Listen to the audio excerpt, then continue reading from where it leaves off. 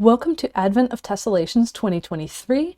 I'm Madonna Yoder, and I hope you will join hundreds of origami folders around the world in folding this daily challenge to increase your origami tessellation folding skills, so the twists and repeating patterns folded all from a single sheet of paper. Welcome back to Advent of Tess. This is day 15. We are doing really similar to yesterday, but with open rhombi.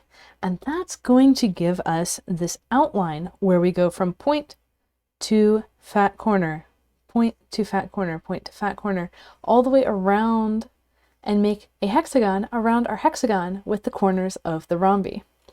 So that is a really cool feature of this pattern, and it shows up really well in backlighting too.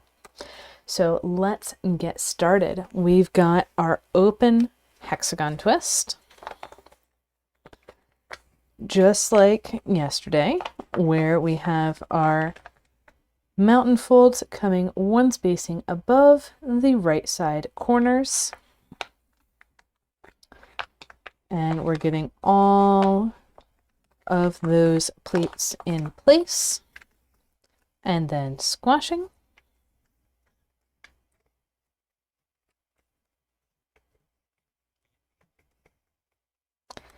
And folding all the way out. Then we're going to flip over. I'll zoom in for those open triangle twists that we're going to do on the back side with the densest possible spacing. So our valley is going to be right along that folded mountain, just like it was yesterday. And we will set up our open triangle twist. Notice again that we've got a tube pleat on one direction with the mountains here and single spacing between the valleys in the other direction. And we're going to go ahead and squash this twist. Now for the next twist, when we set it up at that spacing, we don't really want to add extra fold lines in the middle of our existing open triangle twist. So we're going to do a zigzag, a compound wrap, where we pop. So we have this point sitting behind. I'm going to pop it forward. So we're making a zigzag down and around this pleat that's coming in, and at the corners of that zigzag we have mountain folds going straight out. So we end up with a pleat going this way and a pleat going that way. They've just been shifted over from where they were before. And we can squash our new twist,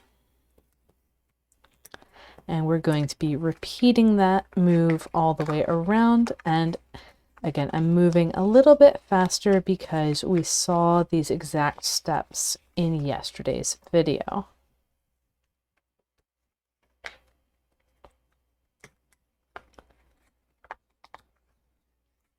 And another, don't worry, if this is your first or second day encountering this move, you're not going to be folding it as quickly as I am right now. Just pause the video or replay the parts that you need to as you come to them. I've done this literally hundreds of times, if not thousands at this point, and it's become very muscle memory. So from here, just like yesterday, we need to make sure that we're placing the corner of our triangle at the right place. So since our triangles are taking away some of that central hexagon outline, it's a little bit confusing. And as we open this up, I'm going to pop my mountain coming from my first triangle down into the valley that I just drew, but I'm not going to continue that valley further out like if I was doing a normal triangle wrap. I'm going to turn, and then it will hit the pleat from the existing triangle. And at both of these turns, I'm going to have three-way intersections of valleys, and I'm going to have my mountain folds. It's really hard to draw on something that is currently laid out as a mountain. Here we go. I'm going to have mountain folds matching the zigzag, just like the Mura-Ori corrugation, and a valley in here as well, because we can't have all folds of one type at a vertex. We need to have, in this situation, 3 of one type and 1 of the other to meet the flat foldability criteria. And those criteria are that for a single vertex, when you're looking at the mountains and the valleys, the number of mountains and the number of the valleys need to be different by 2. So it's a little bit of a strange criterion, but here we can see that we can't just have mountains, we also need a valley. We can't just have valleys, and there we also need a mountain. And that puts me in a position where I can set up the same wrap on the twist above as normal. And now this all comes together and I can squash the 6th triangle. From here, I'm going to flip over to the other side. And while on the last day, we popped that point up and then had our mountains all ready to go, this time we're going to pop that point up, but our mountains are not going to stay there. So the 2 pleats that are coming from existing twists can't move. So the only things we can do is move these outer 2 pleats, and we're going to arrange them like we're doing a closed rhombus, and then move them. So the mountain is moving to where the valley was, the valley is moving 1 spacing further out, and likewise with the through line, it's shifting over 1 spacing, kind of rotationally around the center of the twist.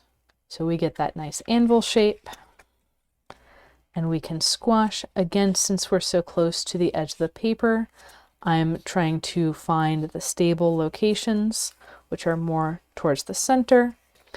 And actually the corners of this twist aren't directly touching the edge of the paper, so it's a bit more stable than the last time that we did an open rhombus. And then coming around to the next one, as I open that up, I'm going to want to go ahead and shift pleat 1, and then shift pleat 2. This time I have a cleaner area up here to work with because I already moved those pleats out of the way. But I'm still going to be gentle as I get things down and in place before squashing firmly with the bone folder. And notice that the corner of my rhombus is touching the corner of the nearby rhombus. And opening up, again, popping up that corner, we're going to shift our pleats over until we see that anvil shape. And for reference, this mountain is coming out 2 grid spacings from the corner, so 1, 2. And this mountain is also 2 grid spacings from the corner, but with a valley that hides the corner under it.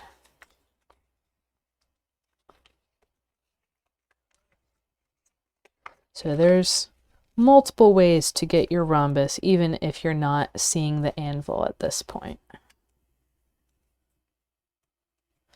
And I'm realizing that I have many people watching who might not know what an anvil is. It's a tool used in blacksmithing, where you place your metal in order to hammer on top. And there's often a wide base, so those would be these 2 points at the base of the anvil, and then on top there's these horns that come out that have so one horn tends to be like curved and it becomes more narrow as you go further out, and that gets you nice curvatures on things if you hammer on top of that. And you might like have a hole in a bar on the other side so you can like make nail heads and stuff like that. But yeah, blacksmithing tool, very heavy. It's also the thing that gets dropped on cartoon characters' heads. That's not a piano. And we're going to do the same thing twice more.